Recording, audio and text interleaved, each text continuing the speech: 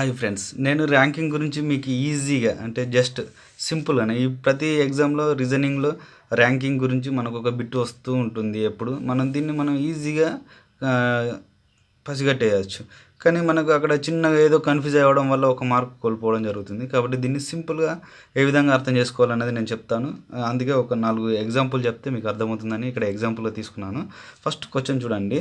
ఒక తరగతి గదిలో రాము పైనుంచి అంటే రాము అనే వ్యక్తి పైనుంచి అంటే ఇక ఏదో ఒక పరంగా తీసుకోండి. అంటే పైనుంచి అంటే ఇక్కడ ఫర్ ఎగ్జాంపుల్ పైనుంచి ఇట్లా తీసుకోండి పైనుంచి. ఓకే, ఇక్కడ పైనుంచి ఎన్నో ర్యాంక్ అంటే 13వ ర్యాంక్. అంటే రాముది 13వ ర్యాంకు. ఓకే, రాము అంటాడు ఇక్కడ 13వ ర్యాంక్ పైనుంచి స్థానంలోను క్రింది నుంచి 16వ స్థానంలోను ఉన్నాడు అట.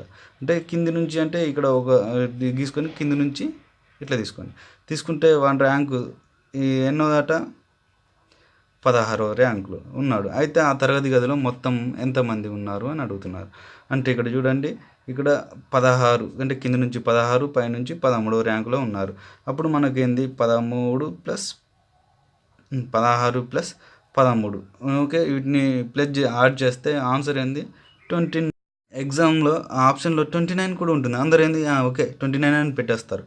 కానీ చేయకూడదు. ఎందుకంటే ఆ ఒక్క వ్యక్తి రాము అనే వ్యక్తినే 2 ర్యాంకులు ఇచ్చేశారు. ఇక్కడ పైనుంచి 13 కింద నుంచి 16 అనే ర్యాంక్ ఇస్తే వాంది ర్యాంకు ఒకటే కదా, ఇక్కడ 2 ఇచ్చేశాడు. కాబట్టి 29 మైనస్ 1 చేస్తే ఆ తరగతి గదిలో 28 మంది ఉన్నారన్నమాట. అట్లా ఈ విధంగా మైనస్ చేయడం ఇంపార్టెంట్ ఇక్కడ. ఓకే, ఇంకో క్వశ్చన్ చూద్దాం. ఇక్కడ శ్రీలేఖ ఒక తరగతి గదిలో ఎటు నుండి చూసినా 18వ స్థానంలో ఉంది. అయితే ఆ తరగతి గదిలో మొత్తం ఎంతమంది ఉన్నారు అన్నారు.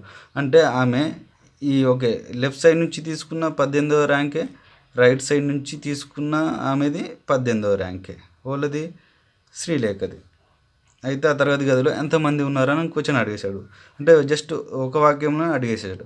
అప్పుడు మనకు అంటే ఫస్ట్ నుంచి 18వ ర్యాంకు, చివరి నుంచి 18వ ర్యాంకు, ఇవి రెండింటిని యాడ్ చేస్తే 36. ఓకే, అంటే అందులో 36 ఉన్నారని ఆప్షన్లో 36 కూడా ఉంటుంది. దీన్ని వెంటనే పెట్టేయకూడదు. అంటే ఇక్కడ ఆమెది ఎటు నుంచి చూసినా 18వ ర్యాంక్ అంటే ఆమెను 2 సార్లు కన్సిడర్ చేయడం జరిగింది ఇక్కడ. కాబట్టి ఆమెది ఏదైనా ఒక ర్యాంకే ఉంటుంది. కాబట్టి 36 మైనస్ 1 తీసేస్తే 35 మంది ఆ తరగతి గదిలో ఉన్నారన్నమాట. ఓకే ఫ్రెండ్స్, ఇక్కడ ఇంకో క్వశ్చన్ చూద్దాం.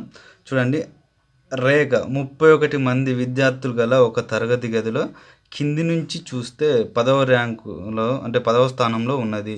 అయినా పైనుంచి ఆమె స్థానం ఎంత అన్నాడు. అప్పుడు కింది నుంచి చూస్తే 10వ ర్యాంకు. అంటే ఇక్కడ ఉన్నది మాత్రం టోటల్ 31 మంది. అంటే పైనుంచి ఆమె ర్యాంక్ ఎంత అన్నాడు.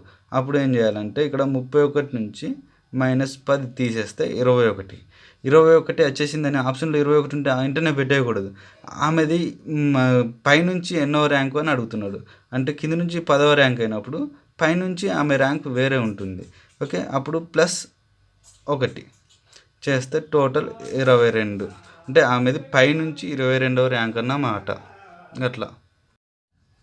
ఓకే ఫ్రెండ్స్, ఇప్పుడు చూడండి యాడ్ చేయడం ఏడా, ఓకే కలపడం ఏడా అనేది మరియు తీసేయడం ఏ విధంగా అనేది చిన్నగా ఆలోచిస్తే మనకు దొరుకుతుంది. ఇప్పుడు ఇంకో క్వశ్చన్ చూద్దాం. చూడండి, మహేష్ అనే వ్యక్తి 52 మంది గల విద్యార్థులలో 25వ ర్యాంకును మొదటి నుంచి కలిగి ఉంటే చివరి నుంచి అతని ర్యాంక్ ఎంత అని అడుగుతున్నాడు. అంటే మొదటి నుంచి అంటే 52 గల వ్యక్తులలో మొదటి నుంచి అతని ర్యాంక్ 25. అంటే చివరి నుంచి అతని ర్యాంక్ ఇంకోటి అయి ఉంటుంది. ఓకే, ఇంకోటి వస్తుంది కదా అట్లా. అంటే ఇప్పుడు 52 మైనస్ 25 తీసేస్తే 27. ఓకే, 27 మంది ఉన్నారు. కానీ అతని ర్యాంక్ ఏంది అంటే +1. అప్పుడు 28వ ర్యాంక్. అంటే చివరి నుండి అతని ర్యాంక్ 28వ ర్యాంక్. ఓకే, ఈ విధంగా కలపడం తీసేయడం అనేది ఎప్పుడు కలుపుతున్నాం ఎప్పుడు తీసేస్తున్నాం అనేది తెలుసుకోవడం ఇంపార్టెంట్. ఎందుకంటే ఇక్కడ కలిపాం. ఓకే, ఫస్ట్లో ఇక్కడ తీసేసాం. చూడండి, ఒక తరగతి గదిలో రాము పైనుంచి 13వ స్థానంలో కింద నుంచి 16వ స్థానంలో. అంటే ఇక్కడ 2 ర్యాంకులు అతని వచ్చినప్పుడు తరగతి గదిలో ఎంతమంది అన్నప్పుడు ఒకటి తీసేసాం. కానీ ఇక్కడ చూడండి, ఆ తరగతి గదిలో ఎంతమంది ఉన్నారో ఇచ్చేసి అతని ర్యాంకు ఒక ర్యాంక్ ఇచ్చేసి ఇంకో ర్యాంక్ ఎంత అని అడుగుతున్నాడు. అప్పుడు ఒకటి కలిపాం ఇక్కడ. అప్పుడు 28 అయింది. అట్లా. ఓకే ఫ్రెండ్స్, నేను చేసిన ఈ వీడియో మీకు నచ్చినట్లయితే సబ్స్క్రైబ్ చేయండి మరియు లైక్ చేయండి, షేర్ చేయండి. Thank you watching this channel. Please subscribe my channel.